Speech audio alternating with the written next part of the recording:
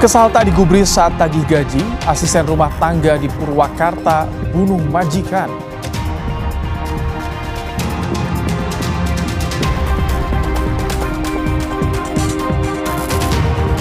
KPK geledah kantor travel haji dan umroh terkait kasus dugaan korupsi kuota haji 2024.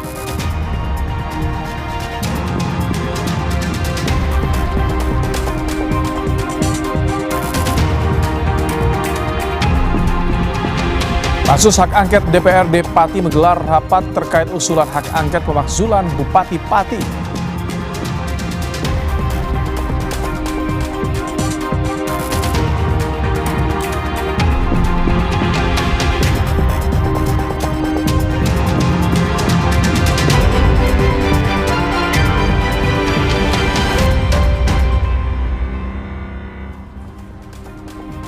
Halo, selamat malam saudara. Anda kembali menyaksikan program Kompas Malam bersama saya Rahmat Ibrahim. Selain 3 informasi tadi, kami juga masih memiliki informasi menarik lainnya untuk Anda. Langsung saja kita simak informasi pertama di Kompas Malam, saudara. 2 kelompok warga terlibat tawuran dengan senjata tajam di kawasan Manggarai, Jakarta Selatan. Lalu lintas sempat terhenti selama 30 menit.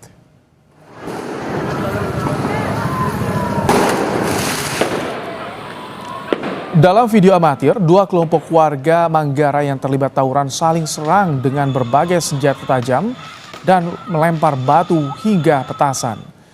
Menurut Kapolsek Tebet, polisi yang tiba di lokasi langsung melakukan pembubaran paksa. Tidak ada korban, namun arus lalu lintas di sekitar lokasi sempat terhenti selama 30 menit. Saat ini polisi masih bersiaga di lokasi dan kondisi arus lalu lintas kembali normal. Bisa dikendalikan 15 menit, tidak ada korban, untuk lalu lintas sudah lancar. Artinya memang sudah dibubarkan Pak ya, dari pihak kepolisian Pak ya? Langsung begitu pecah langsung kita berusaha untuk melerai, bubarkan. Saudara, sejumlah anggota Ormas bentrok dengan petugas pemerintah Sumatera Barat yang hendak mengeksekusi bangunan bekas tempat hiburan malam di Kabupaten Deli Serdang, Sumatera Utara.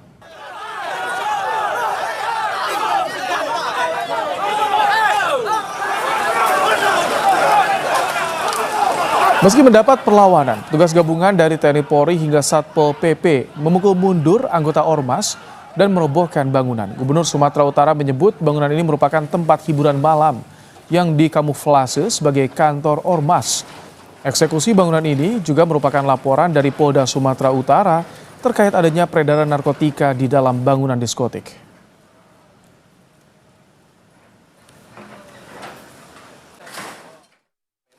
Secara legalitas untuk apapun di tempat yang hari ini kita lakukan eksekusi memang tidak ada. Ditambah info dan bukti dari Pak Kapolda menyampaikan ada kegiatan jual beli narkoba di dalam bangunan yang akan kita hancurkan. Saudara, polisi menangkap Ade Mulyana, ART, pelaku pembunuhan terhadap majikannya di Purwakarta, Jawa Barat. Polisi sebut motif pembunuhan karena kesal gaji tak dibayar.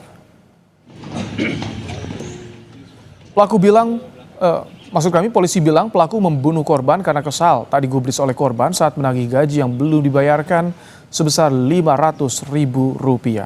Selain sakit hati, polisi menyebut masih menyelidiki kemungkinan motif lain pelaku membunuh korban.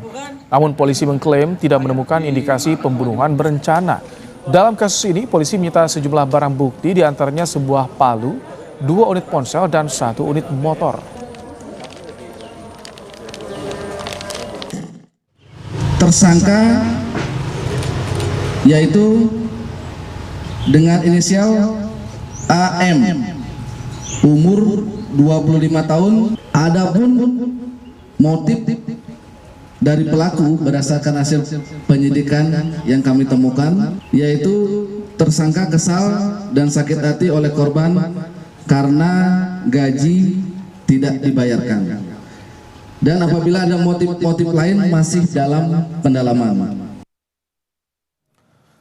Sebelum ditemukan tewas, korban mengaku sering menerima ancaman akan dibunuh orang tak dikenal. Suami korban, Ferry Riana, bilang pelaku juga sering mengatakan rumahnya kerap diteror orang asing namun tak pernah terbukti. Ferry tak menaruh curiga pada pembantunya, bahkan kerap meminta pelaku menemani istrinya saat pergi bekerja keluar kota. Padahal menurut Ferry, ancaman terhadap istrinya selama ini ternyata skenario yang dibuat pembantunya. Kalau curiga terhadap pelaku justru tidak ada. Jadi curiga itu karena ketakutan kita sebagai suami terhadap istri ini, takut kalau ada orang yang ngancam. Nah, ketika ada pengancaman-pengancaman yang dibuat skenario oleh pelaku, kita makin percaya oleh pelaku untuk menjaga sang istri. Pelaku pembunuhan perempuan yang ditemukan tewas di rumahnya di Purwakarta, Jawa Barat terkuak. Pelaku Ade Mulyana adalah asisten rumah tangga korban yang selama ini diduga sering mengirim ancaman kepada korban Dea Permata Karisma. Ade Mulyana ditangkap usai polisi menggelar olah TKP di rumah korban di perumahan PJT 2 Jatiluhur, Purwakarta. Ibu korban tak menyangka karena pelaku tampak paling sedih dan kehilangan atas meninggalnya korban. Ibu korban juga bercerita putrinya kerap menunjukkan pesan bernada ancaman yang diterimanya di ponsel sebelum ditemukan tewas. Ya, itu dapat ancaman, teror chat itu, terus sama anak saya bercerita sih sama ke orang tua. Saya bilang sampai sempat mengintai, katanya posisinya mengintainya di belakang situ sama di sini ada 2 atau 3 orang pakai masker itu selalu. Terus saya bilang lapor ke polisi, belum ada bukti katanya kalau ini, tapi chat itu terus ini ngancam anak saya sampai terakhir dia mengancam rumahnya sudah dipantau kalau dia tidak mau menjauhin itu yang teman yang katanya yang di itu dia akan dibunuh. Dari penyelidikan polisi, motif pelaku menghabisi korban karena kesal. Permintaan menagih upah kerja sebesar Rp500.000 tak ditanggapi korban. Dan terjadi penyampaian tersangka mengenai penagihan jasa kerja sebesar 500.000. Namun oleh korban tidak ditanggapi. Motif dari pelaku berdasarkan hasil penyidikan yang kami temukan, yaitu tersangka kesal dan sakit hati oleh korban karena gaji tidak dibayarkan. Dan apabila ada motif-motif lain masih dalam pendalaman.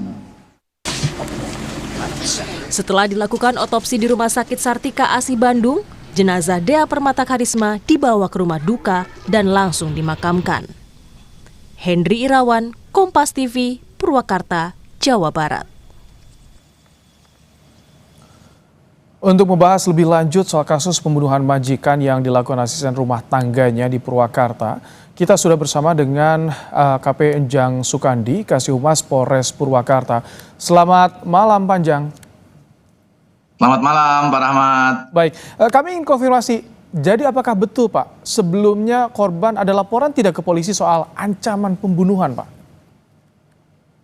Baik, terkait laporan ancaman pembunuhan, sebenarnya sampai detik ini pihak Polres Purwakarta belum menerima laporan secara resmi terkait aduan daripada masalah pengancaman tersebut. Tapi yang terjadi bahwa suami korban pada bulan Juli itu pernah bertemu dengan Babin Kapdimas kami dari Polsek Jatiluhur dan menyampaikan, jadi jadi suami korban itu konsultasi sifatnya konsultasi dengan Babin kami terkait bagaimana caranya apabila ada peristiwa pengancaman melalui media sosial, dalam hal ini WA, apa yang harus dilakukan, intinya begitu. Jadi suami korban itu konsultasi dengan Babin kami, jadi belum sempat membuat laporan, baru konsultasi, sehingga disarankan sama Babin kami bahwa oke, kalau memang seperti itu segera aja dicetak atau di screenshot dan dicetak, dan nanti akan saya antar untuk membuat laporan di Polsek Jatiluhur. Jadi untuk pelaporan sebenarnya belum terjadi, Pak Rahmat. Tapi setelah diperiksa kasus ini terungkap, betul Pak, ada ancaman dengan bukti-bukti di media sosial maupun screenshot chatnya?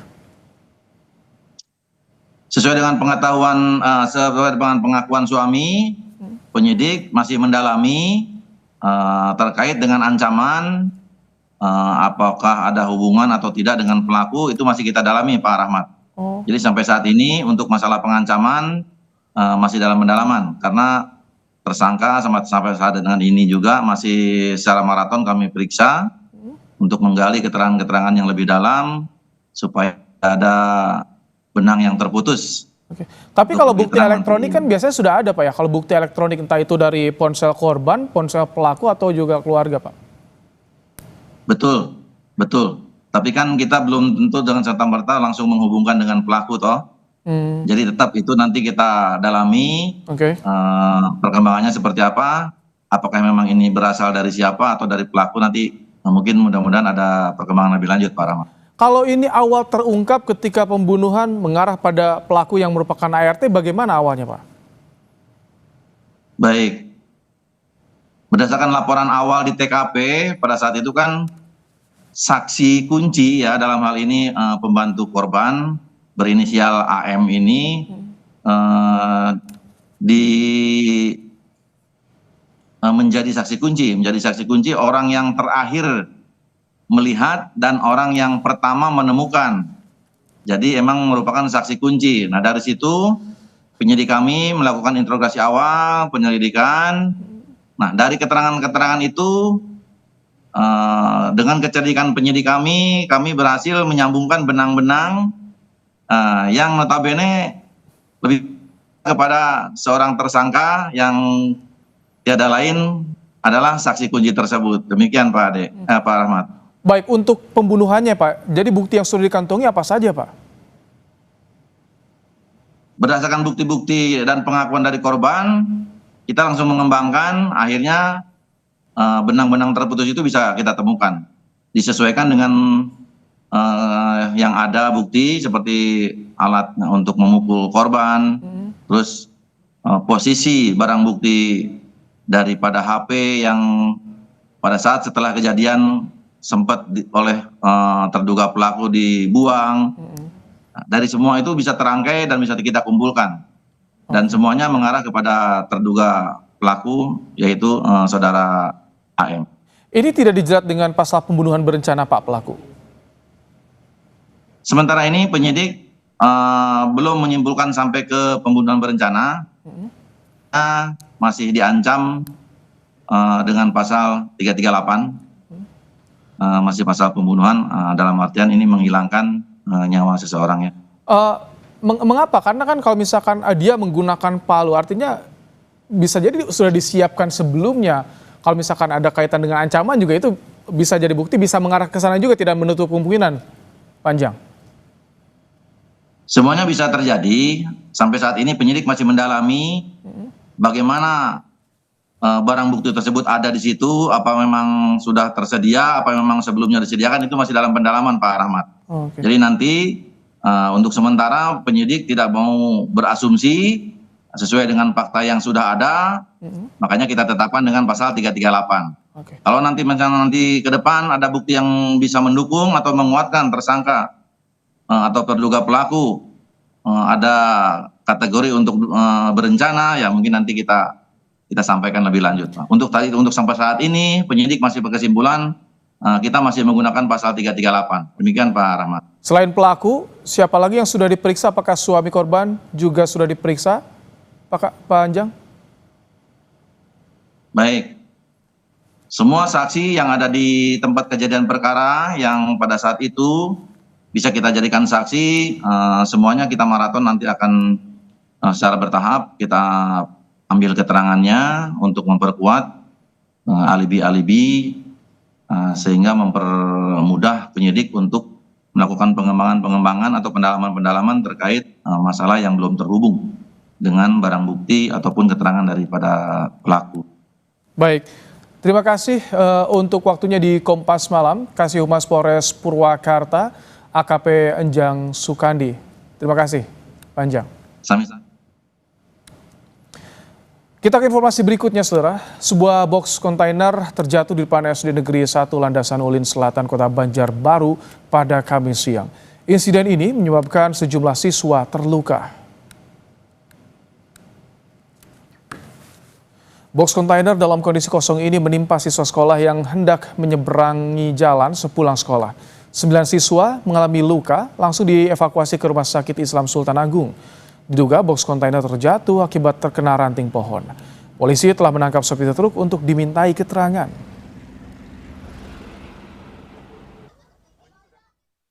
Mau menuju ke Banjarmasin, melintas di depan SDN Lianganggang Selatan 1. Nah, di situ ada pohon. Nah, pada saat melintas, kontainer tadi nyangkut salah satu batang pohon, ranting pohon. Nah, begitu nyangkut, jatuhlah. KPK geledah kantor travel haji dan umroh terkait kasus dugaan korupsi kuota haji 2024. Informasinya kami hadirkan usai jeda.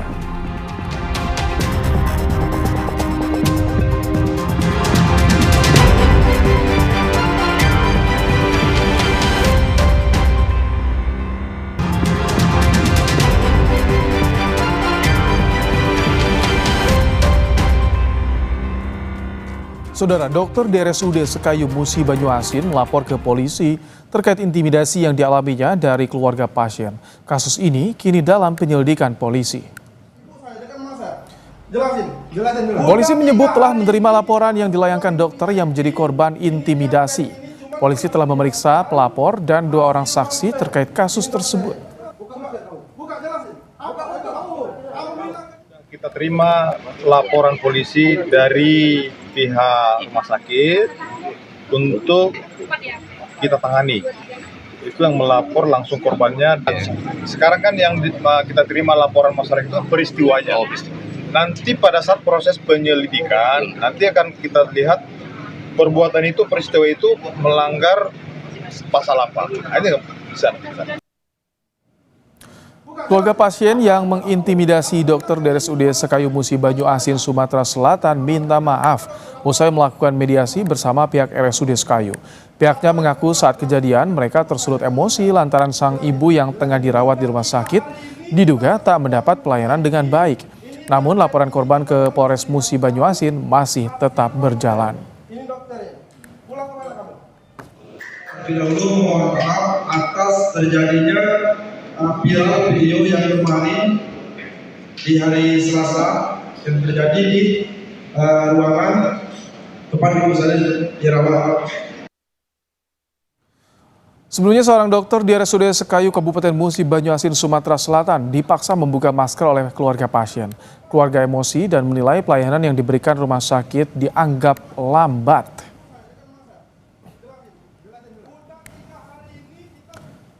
Informasi berikutnya, Saudara, KPK menggeledah kantor travel haji dan umroh di Jalan Otista Raya Jatinegara, Jakarta Timur pada Kamis siang.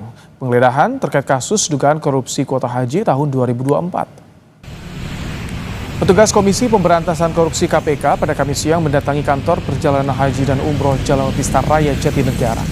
Kedatangan KPK mencari bukti tambahan terkait kasus korupsi penyelenggaraan haji tahun 2024. Dalam penggeledahan selama lebih dari 2 jam ini, KPK membawa sejumlah berkas di dalam kotak dan tas koper.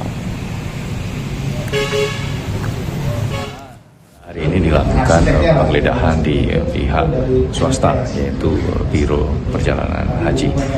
Hari ini tim masih di lapangan untuk melakukan lanjutan kegiatan penggeledahan di salah satu kantor pihak swasta, yaitu penyelenggara dari Biro atau Travel Haji ini. Lebih lengkap terkait dengan kasus kuota haji, kita akan bergabung dengan jurnalis Kompas TV, ada Triksi Valencia dan Arif Rahman di Gedung Merah Putih KPK. Selamat malam, Triksi. Apa yang didapat KPK dari penggeledahan di kantor travel haji dan umroh tadi?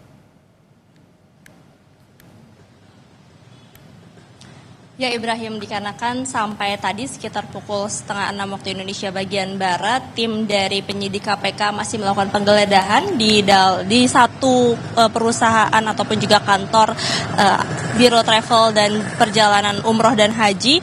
Jadi memang sampai saat ini KPK ataupun juga baik dari juru bicara KPK masih belum menyampaikan apa yang didapatkan dari penggeledahan tersebut. Tapi kalau misalnya dilihat dari visual yang didapatkan, memang ada satu buah koper berwarna merah, kemudian kemudian juga ada satu buah kontainer yang diambil keluar dan dimasukkan ke dalam mobil dan dibawa untuk dilakukan pemeriksaan lebih lanjut. Jadi terkait dengan apa secara detail apa yang diamankan maupun juga bukti-bukti tambahan apa yang kemudian didapatkan oleh KPK atau dalam penggeledahan kali ini memang masih membutuhkan waktu untuk kemudian nanti dari penyidik memberikan informasi kepada juru bicara KPK.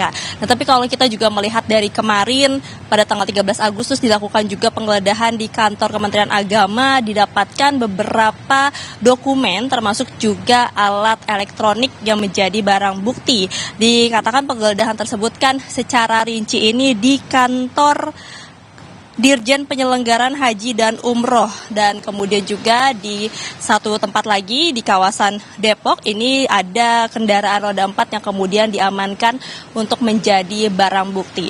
Disampaikan terkait dengan penggeledahan ini tadi bukan hanya terhadap kantor Kementerian Agama maupun juga dari salah satu kantor Biro Perjalanan Haji dan Umroh, tapi juga ada beberapa tempat lagi yang masih dilakukan penggeledahan ataupun juga pemeriksaan untuk KPK mendapatkan bukti-bukti dan juga petunjuk untuk bisa menguatkan ataupun juga menangani dugaan korupsi kuota haji tambahan tahun 2023 sampai 2024. Nah ya, beriringan dengan ini kita tahu beberapa hari yang lalu KPK ini juga meminta untuk diterbitkan adanya surat pencegahan berpergian ke luar negeri terhadap 3 orang, yakni yang pertama kepada mantan Menteri Agama Yakut Khalil, lalu kemudian juga kepada staf sus Menteri Agama yakni Iksaf Abidal, dan satu lagi kepada Fuad Hasan Masyur. Ini merupakan pemilik dari salah satu biro perjalanan travel dan Biro Perjalanan Haji dan Umroh Maktur yang saat ini ataupun juga yang tadi dilakukan penggeledahan kantornya. Nah, ini dilakukan pencegahan, memang belum ada status yang diberikan seperti misalnya tersangka dalam kasus ini, tapi disebutkan tadi oleh Asep Guntur bahwa pemberian ataupun juga penerbitan pencegahan ini dikarenakan memang saat ini dalam penanganan kasusnya penyidik ini masih melakukan pendalaman secara intensif. Jadi ada keterangan-keterangan yang masih dicari maupun juga bukti-bukti yang masih perlu didapatkan, sehingga terhadap 3 orang ini dilakukan pencegahan untuk mencegah adanya penghilangan barang bukti ataupun juga lari begitu ya dari permintaan keterangan, karena memang ketika memang sudah di luar Indonesia ini akan menyulitkan penyidik untuk mendapatkan keterangan lebih lanjut yang saat ini masih dilakukan pemeriksaan secara intensif. Nah, tadi menariknya juga Ibrahim dan juga saudara yang disampaikan dalam press conference adalah selain mendalami bukti-bukti ataupun juga petunjuk-petunjuk baru yang yaitu ada surat keputusan dari Menteri Agama yang didalami saat ini seperti apa dan bagaimana kemudian SK Kementerian Agama ini diterbitkan sehingga kuotanya ini tidak sesuai dengan undang-undang, yakni harusnya 50% kepada reguler dan juga 92% kepada reguler dan 8% untuk haji khusus, tapi justru melalui SK Kementerian tersebut malah dibagi rata menjadi 50% reguler dan juga 50% untuk haji khusus. Dan yang terakhir satu lagi yang menarik adalah terkait dengan tarif pemberian kuota yang dibayarkan dari para travel agent kepada asosiasi untuk bisa mendapatkan kuota haji. Tadi disebutkan oleh Asep Guntur selaku Deputi Penindakan dan Eksekusi KPK, setidaknya ada 2.600 sampai 7.000 dolar Amerika Serikat yang dibayarkan oleh para travel agent atau biro perjalanan untuk bisa mendapatkan kuota haji khusus bagi biro perjalanan mereka masing-masing. Nah, inilah yang kemudian juga masih didalami ataupun juga ditelusuri aliran dananya Ibrahim dan juga saudara, yang kita nantikan seperti apa pengembangan dari dugaan kasus korupsi kuota tambahan haji tahun 2023 sampai 2024 ini. Ibrahim. Baik, terima kasih Triksi Valencia dan Arif Rahman langsung dari Gedung Merah Putih KPK di Jakarta. Saudara, Pansus Hak Angket DPRD Pati menggelar rapat terkait usulan hak angket pemakzulan Bupati Pati. Pada rapat tersebut, Pansus masih meneliti dan menginventarisasi poin-poin dugaan pelanggaran administratif Bupati. Rapat Pansus Hak Angket Pemakzulan Bupati Pati mulai digelar. Dalam rapat tersebut, Pansus Hak Angket mengundang tim ahli dari akademisi dan tata negara. Dari 22 tuntutan warga, ada 12 poin yang bisa dimasukkan ke ranah usulan pelaksanaan hak angket. Wakil Ketua Pansus Hak Angket, Joni Kurnianto, mengakui banyak kebijakan dan pelaksanaan terkait fungsi dan kewenangan Bupati Pati yang dilanggar oleh Sudewo, Bupati Pati.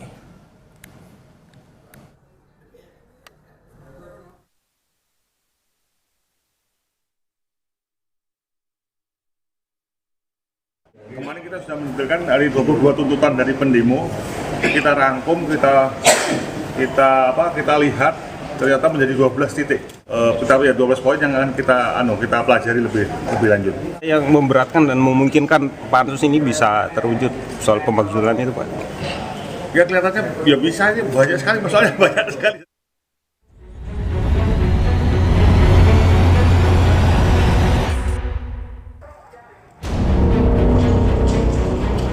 13 Agustus 2025, masyarakat Pati berkumpul di depan pendopo kabupaten mendesak Bupati Sudewo mundur. Aksi ini menjawab tantangan yang dilontarkan Bupati Sudewo saat masyarakat demo penolakan kenaikan PBB P2 Pati sebesar 250%. Meredam aksi warga Pati, DPRD langsung menggelar sidang paripurna dan resmi menggulirkan hak angket untuk Bupati Sudewo. Menanggapi hak angket, Wakil Ketua DPR Sukmi Dasko Ahmad menyebut langkah DPRD Pati sudah on the track. Lihat kan sudah dilakukan proses-proses yang menurut saya sudah on the track dilakukan oleh DPRD Pati. Dan kita hormati proses-proses itu sesuai dengan mekanisme yang ada. Persoalan Bupati Sudewo bukan hanya sebatas kenaikan PBB P2 sebesar 250%. Lebih dari itu, Korlap Aliansi Masyarakat Pati Bersatu menyebutkan Bupati Sudewo sudah melanggar janji kampanyenya. Komunikasi Sudewo juga disorot. Bupati Sudewo sudah beberapa kali berbohong kepada masyarakat. Waktu pencalonan pilkada, Bapak Bupati menyampaikan untuk pembangunan Kabupaten Pati jangan membebankan pajak PBB ataupun retribusi. Itu sangat membebani masyarakat. Setelah Pak Sudewo dilantik baru beberapa bulan, dia menaikkan pajak 250%. Bupati juga menetapkan pajak pedagang kaki lima sebesar 300.000 per bulan. Imbas dari demo yang terjadi Rabu kemarin, 34 orang mengalami luka-luka. Sebanyak 6 korban luka, kondisinya mulai membaik. Saat ini, korban luka menjalani perawatan di Rumah Sakit Daerah Dr. Suwondo Pati. Tim Liputan, Kompas TV.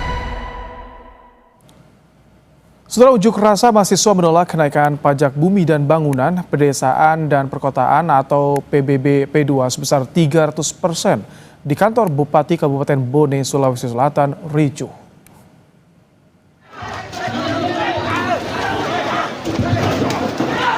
Bentrok terjadi saat demonstran mencoba merangsek masuk ke kantor Bupati Bone, namun dihalau petugas. Aksi dorong dan saling lempar antara mahasiswa dan aparat pun tak terhindarkan. Peserta unjuk rasa kecewa karena Bupati dan Wakil Bupati Bone enggan menemui massa. Mahasiswa menilai kenaikan pajak PBB P2 tak rasional dan tak berpihak pada rakyat. Mahasiswa menuntut pemerintah daerah mengembalikan uang rakyat yang telah terlanjur membayar pajak. Terkait dengan adanya kenaikan pajak bumi dan bangunan di sektor pedesaan dan perkotaan PBB P2 yang tidak dengan kajian yang komprehensif terkait dengan kondisi masyarakat Kabupaten Bone pada hari ini. Kemudian kami menuntut Bupati dan Wakil Bupati Bone untuk mengembalikan uang seluruh masyarakat Kabupaten Bone yang sudah membayar pajak PBB P2 pada tahun ini. Karena belum ada kebijakan yang mengamini terkait dengan perubahan tersebut dan penaikan tersebut. Seorang lansia di kota Cirebon kaget setelah tahu tagihan PBB rumah miliknya mencapai 60 juta rupiah. Padahal di tahun 2023 pajak yang dibayarkan sebesar 6,2 juta rupiah. Dharma Surya Pranata, warga kota Cirebon, Jawa Barat, terdampak kenaikan pajak bumi dan bangunan PBB hingga mencapai 1000%. Tahun 2024, ia diharuskan membayar pajak 65 juta rupiah. Dari tahun 2023 yang berjumlah 6,2 juta rupiah. Beruntung di tahun 2024 berdasarkan informasi yang diterima, pemerintah kota Cirebon memberikan diskon PBB. Penyesuaian tarif turun menjadi sekitar 20 juta rupiah. Meski dapat diskon, Surya menilai kenaikan PBB ini sangat memberatkan dan tidak masuk akal.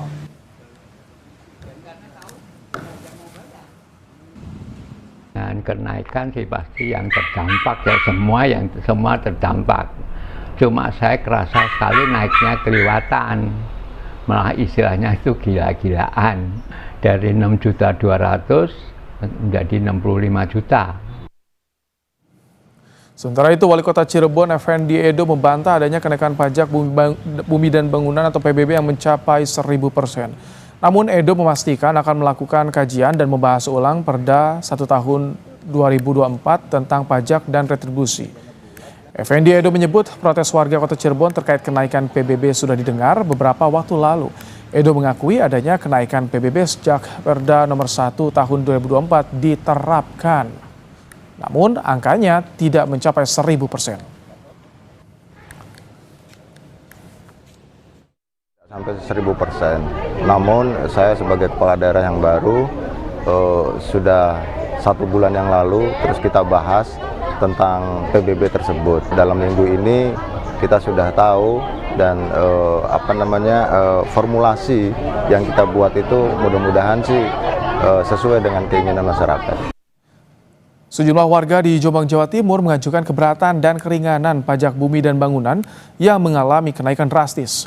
Salah satu warga Desa Sengon, Kecamatan Jombang, mengalami kenaikan PBB hampir 100%. Warga kemudian mengajukan keberatan dan keringanan pajak ke kantor Badan Pendapatan Daerah hingga akhirnya dikabulkan. Kenaikan drastis pajak daerah disebabkan adanya kesalahan yang dilakukan tim apresial yang melakukan penilaian objek pajak pada tahun 2002 lalu. Pemerintah Kabupaten Jombang mempersilakan warga mengajukan keberatan. Dan ini mungkin banyak yang harus teman-teman mungkin yang hari ini meliput bisa menyampaikan bahwa kami masih menerima sampai bulan Desember. Artinya kasus-kasus serupa seperti Pak Munaji ini bisa dikonsultasikan? Iya, jadi kami berharap yang tinggal 7,7% yang belum bayar ini kalau emang ada kendala tidak usah dititip-titipkan, langsung datang saja. Uni Emirat Arab kembali mengirimkan bantuan 4.000 ton ke Gaza via udara.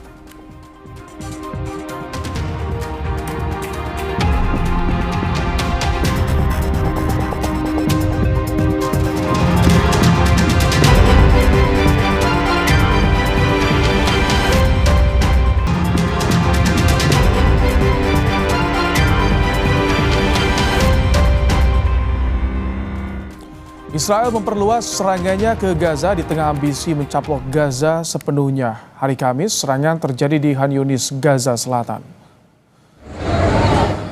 Asap membumbung tinggi di langit kota Khan Yunis, Gaza Selatan. Akibat serangan Israel yang terus meningkat, Israel mengumumkan akan memperluas serangan ke wilayah-wilayah Gaza yang belum dikuasai. Pengumuman itu menuai kecaman dalam dan luar negeri. Lebih dari 61.000 warga Palestina meninggal akibat serangan Israel sejak Oktober 2023. Uni Emirat Arab kembali mengirimkan bantuan kemanusiaan ke Gaza melalui jalur udara pada Rabu waktu setempat. Misi ini bekerjasama dengan Jordania dan sejumlah negara Eropa. Hampir 4.000 ton bantuan dari Uni Emirat Arab untuk Gaza diangkut menggunakan pesawat militer. Bantuan bahan makanan dan pasokan lainnya didistribusikan dengan metode airdrop atau dijatuhkan dari udara. Operasi ini bekerja sama dengan Jordania dan partisipasi dari Perancis, Jerman, Belgia, serta Italia.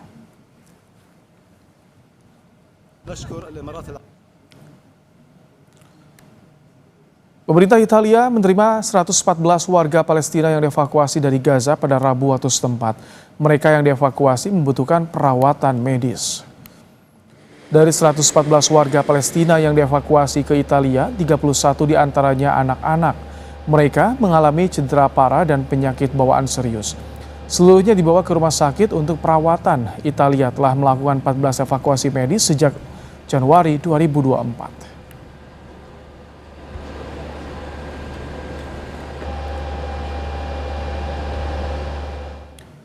Sidang Nikita Mirzani kembali digelar. Nikita tidak terima disebut sebagai pemeras karena baginya uang senilai 4 miliar rupiah kecil.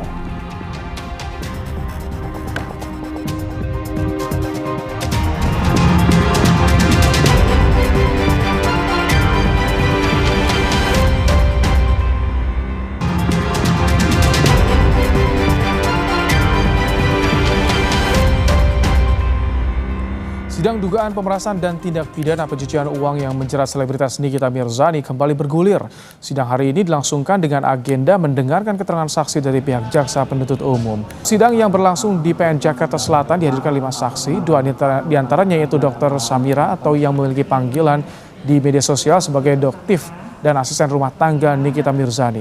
Dalam sidang, Nikita Mirzani mengungkapkan bahwa dirinya tidak terima disebut sebagai pemeras karena baginya uang senilai 4 miliar rupiah itu kecil. Dan saya merekam memang waktu itu karena saya tidak terima karena saya dibilang pemeras. Lalu saya memberikan rekamannya kepada Dr. Samira, Dr. Samira itu. Ya, di saat itulah saya kecewa. 4 mobil mengalami kecelakaan beruntun di pintu masuk tol Bintaro Exchange, Pondok Aren, Tangerang Selatan. 3 orang terluka.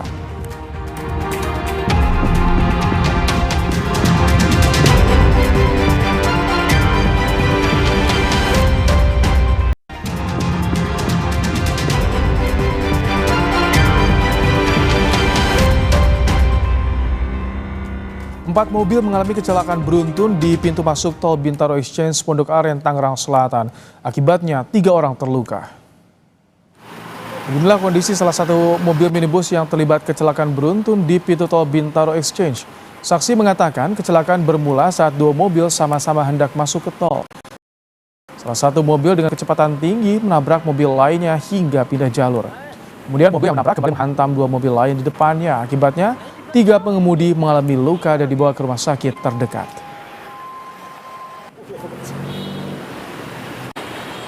Awalnya dia lagi mau ke arah tol. Nah, jadi dia dihajar gitu, Pak. Iya, ditabrak. Oleh mobil yang tadi Lexus tadi. Iya. Nah, saat itu dia lagi bawa penumpang. Iya, lagi bawa penumpang. Nah, yang Mas tahu ada berapa kendaraan yang terlibat? Ada 4. Informasi tadi jadi penutup Kompas Malam hari ini. Jangan lupa cukupi kebutuhan air mineral Anda setiap hari dan rasakan kesejukannya. Saya Rahmat Ibrahim. Terima kasih. Sampai jumpa.